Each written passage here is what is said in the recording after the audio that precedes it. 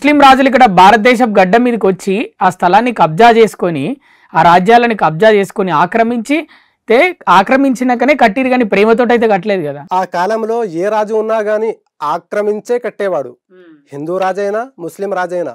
అంటే ప్రేమతో కాదా, ప్రజల కోసం కాదా? ప్రజల కోసం కట్టింది చాలా ఉన్నాయి సార్.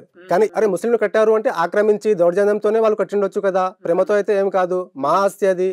వాళ్ళు ఎక్కడి నుంచి వచ్చారు, బయటి దేశంకి వెళ్ళి వచ్చారు. సరే, బయటి దేశం నుంచి వచ్చిన ముస్లిం రాజులకు సహకరించింది ఎవరు? ఎవరు సహకరించారు? ఇక్కడున్న ముస్లింలు కూడా, ఇక్కడున్న హిందువులు కూడా. అలాగే ఈ ఛావా సినిమాలో మనం చూపిస్తున్నాము, ఛత్రపతి శివాజీని వాళ్ళ యొక్క కొడుకులను చంపడానికి, లేదంటే వాళ్ళపై దౌర్జన్యం చేయడానికి, ఆక్రమించడానికి మొఘల్స్ కి సపోర్ట్ చేసింది ఎవరు అంటే పేష్వా పండితులు, బ్రాహ్మణులే. వారి ప్రస్తావన ఎందుకోసం రావట్లేదు? డివైడ్ అండ్ రూల్ పాలసీని ఎప్పుడైతే ఆంగ్లేయులు ఎస్టాబ్లిష్ చేశారో అది నేటికి కూడా కొనసాగుతూ ఉంది. మన భారతదేశానికి స్వాతంత్రం వచ్చింది అని మనం చెప్తున్నాము. ఫిజికల్ గా మాత్రమే మనకు స్వాతంత్రం వచ్చింది, మెంటల్ గా మనకు స్వాతంత్రం రాలేదు. దానికోసం ఏ ఒక్కడు కూడా ప్రయత్నించట్లేదు ఈరోజు.